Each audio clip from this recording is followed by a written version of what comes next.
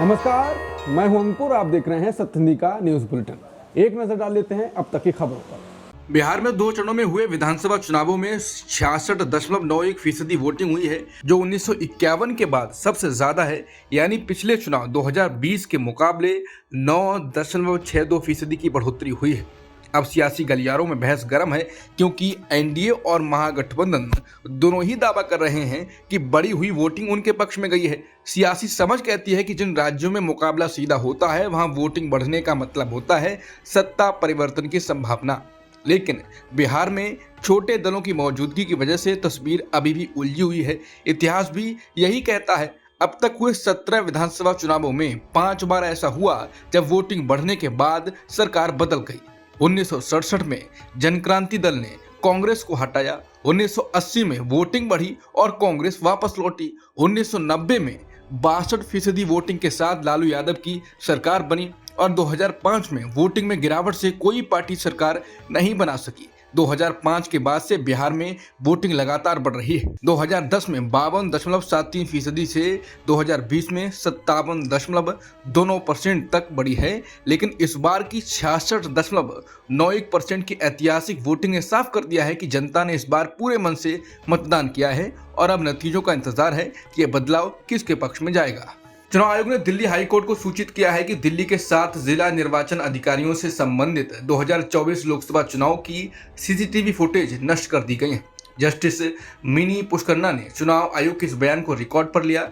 अदालत वकील महमूद प्राचा द्वारा दायर एक आवेदन पर सुनवाई कर रही थी, जिसमें 2024 के लोकसभा चुनावों के दौरान देश भर के मतदान केंद्रों के अंदर की फुटेज मांगी गई थी। कांग्रेस सांसद और नेता विपक्ष राहुल गांधी ने इसे धांधली बताते हुए वोट चोरी से जोड़ा है। राहुल गांधी ने एक्स पर लिखा है कि बीजेपी के लाखों लोग खुलेआम अलग अलग राज्यों में घूम घूम कर वोट डालते हैं और इस चोरी को छुपाने के लिए सारे सबूत मिटा दिए जाते हैं। बीजेपी और ईसी मिलकर खुलेआम वोट चोरी कर रहे हैं। लोकतंत्र की हत्या लाइव चल रही है। वकील महमूद प्राचा ने अपनी याचिका में चुनाव निकाय को देश भर की डीईओ को चुनाव प्रक्रिया के सीसीटीवी फुटेज उपलब्ध कराने का निर्देश देने की मांग की थी। ये भी कहा गया था कि जब तक मामला अदालत में लंबित है तब तक फुटेज को नष्ट न किया जाए। हालांकि आयोग ने अदालत को बताया है कि आज की तारीख में याचिकाकर्ता द्वारा मांगा गया डेटा यानी 2024 के लोकसभा चुनावों से संबंधित वीडियो अब दिल्ली में डीईओ की कस्टडी में नहीं है और पहले ही नष्ट किए जा चुके हैं। बिहार विधानसभा चुनाव के लिए मतदान संपन्न होने के बाद अब मतगणना का इंतजार किया जा रहा है। इससे पहले रोहतास जिले में खाली बक्सा लदे ट्रक को लेकर बड़ा विवाद खड़ा हो गया। बिहार की विपक्षी पार्टी राष्ट्रीय जनता दल यानी आरजेडी ने आरोप लगाया है कि सासाराम के मतगणना केंद्र में ईवीएम से भरा एक ट्रक बिना किसी सूचना के घुस गया है। इसको लेकर आरजेडी के कार्यकर्ता धरने पर बैठ गए। आरजेडी के आधिकारिक एक्स अकाउंट से एक वीडियो शेयर कर कई सवाल खड़े किए गए। पूछा गया कि कथित तौर पर ईवीएम से भरा हुआ ट्रक सासाराम के मतगणना केंद्र बिना किसी पूर्व सूचना और पारदर्शिता के जिला प्रशासन द्वारा क्यों घुसाया गया। ट्रक चालकों को सामने लाए बिना क्यों भगा दिया गया। 2 बजे से यहां सीसीटीवी कैमरे का फीड क्यों बंद रहा। आरजेडी नेता कंचना यादव ने कहा कि चुनाव आयोग जो अब चोर आयोग बन गया है, होश में आओ। ये ईवीएम से भरा हुआ ट्रक सासाराम में क्यों घूम रहा है। होश में आकर जवाब नहीं दोगे, चोरी करोगे तो समझ लो जनता तुम्हारे होश भी उड़ा देगी। हजारों लोग एक आवाज पर मिनटों में पहुंच जाएंगे। सासाराम में ईवीएम बवाल की गंभीरता को देखते हुए रोहतास के डीएम और एसपी भी मौके पर पहुंचे। राजद के कई प्रत्याशियों ने स्ट्रांग रूम के अंदर सीसीटीवी खराब होने की शिकायत की और बाहर धरने पर बैठ गए।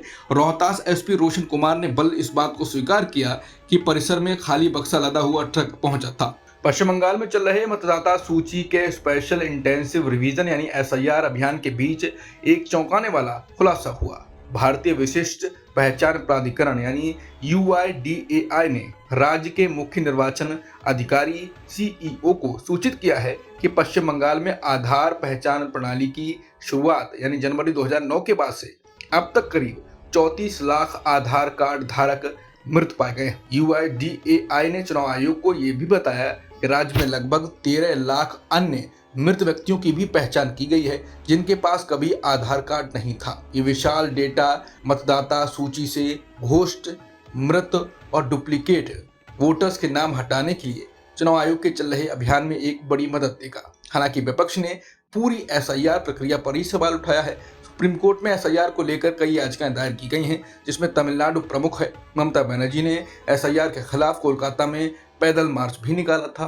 चुनाव आयोग ने बूथ लेवल एजेंट की नियुक्ति के नियमों में बदलाव किया है। तृणमूल कांग्रेस ने आरोप लगाया है ये बदलाव बीजेपी को फायदा पहुंचाने के लिए चुनाव आयोग ने किया है। चुनाव आयोग ने घोषणा की है कि राजनीतिक दल एसआईआर के लिए बीएलए को विधानसभा क्षेत्र में कहीं भी तैनात कर सकते हैं। पुराना नियम था कि बीएलए को अनिवार्य रूप से उस विशेष चुनावी रोल का पंजीकृत मतदाता होना चाहिए जिसके लिए उन्हें चुनावी कार्य सौंपा गया था। यानी अगर किसी बूथ के बीएलए की नियुक्ति उसी क्षेत्र में बतौर वोटर दर्ज शख्स को ही बीएलए बनाया जा सकता है। टीएमसी ने चुनाव आयोग पर आरोप लगाते हुए कहा बीजेपी को खुश करने के लिए बदला गया है ये नियम।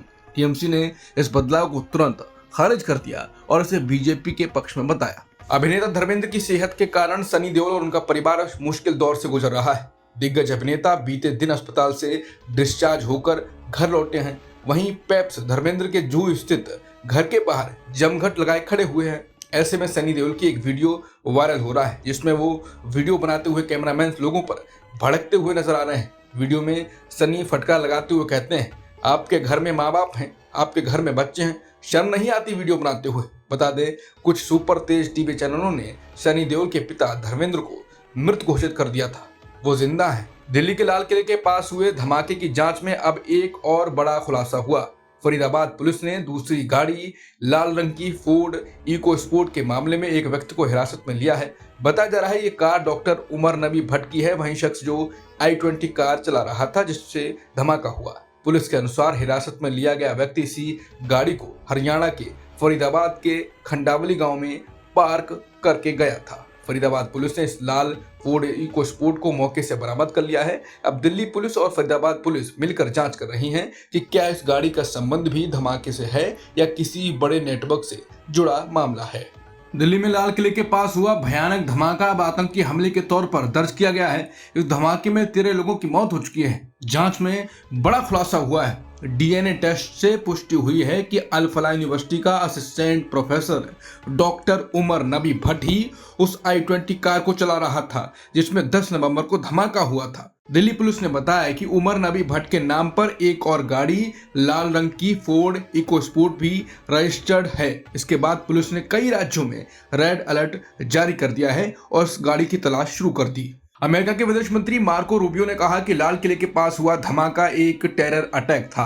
उन्होंने भारत की जांच एजेंसियों की शांत और पेशेवर तरीके से जांच करने की तारीफ की। मार्को रूबियो ने कहा कि भारतीय अधिकारियों की सराहना होनी चाहिए। उन्होंने बहुत सधे हुए और सतर्क तरीके से जांच शुरू की है। ये बिल्कुल साफ है ये एक आतंकी हमला था। एक कार में भारी मात्रा में विस्फोट भरे गए थे जो धमाके के साथ फट गए और कई लोगों की जान ले ली। अमेरिका की ये टिप्पणी उस वक्त आई है जब दिल्ली पुलिस ने इस धमाके को आतंकी हमला घोषित किया है और कई राज्यों में रेड अलर्ट जारी किया। बांग्लादेश के पूर्व प्रधानमंत्री शेख हसीना के भारतीय मीडिया में इंटरव्यू के बाद ढाका में भारत के उप उच्चायुक्त पवन बधे को तलब किया गया है। बांग्लादेश ने इस मामले पर गहरी चिंता व्यक्त की। बांग्लादेश में अपनी सरकार के पतन के बाद शेख हसीना भारत में रह रही हैं। बांग्लादेश की सरकारी समाचार एजेंसी बीएसएस ने बुधवार शाम एक राजनयिक सूत्र के हवाले से इस खबर की पुष्टि की। बीएसएस के मुताबिक बांग्लादेश के विदेश मंत्रालय ने कहा मानवता के खिलाफ अपराधों के लिए मुकदमे का सामना कर रही एक अभियुक्त को शरण देना और उन्हें बांग्लादेश विरोधी बयान देने और देश में आतंकवादी गतिविधियों को भड़काने की अनुमति देना दोनों देशों के बीच द्विपक्षीय संबंधों के लिए सही नहीं है। बांग्लादेश ने भारतीय राजनयिक से कहा कि शेख हसीना की मीडिया तक पहुंच को तुरंत रोका जाए। पिछले साल सरकार विरोधी आंदोलन के बाद शेख हसीना को देश छोड़ना पड़ा था। अमेरिका में 43 दिनों से जारी ऐतिहासिक सरकारी शटडाउन आखिरकार खत्म हो गया। बुधवार की राष्ट्रपति ट्रंप ने सरकारी फंडिंग बिल पर हस्ताक्षर कर दिए। इस फैसले के साथ लाखों सरकारी कर्मचारियों को राहत मिली है जो इतने दिनों से वेतन के बिना काम कर रहे थे। शटडाउन की वजह से देश भर में हवाई यात्रियों को भारी दिक्कतों का सामना करना पड़ा और कई जगहों पर फूड बैंक के बाहर लंबी कतारें लगीं। राष्ट्रपति ट्रंप ने इस पूरे हालात के लिए डेमोक्रेट पार्टी को जिम्मेदार ठहरा दिया। अब तक की खबरों में इतना ही। बाकी खबरों के लिए बने रहिए सत्य हिंदी के साथ।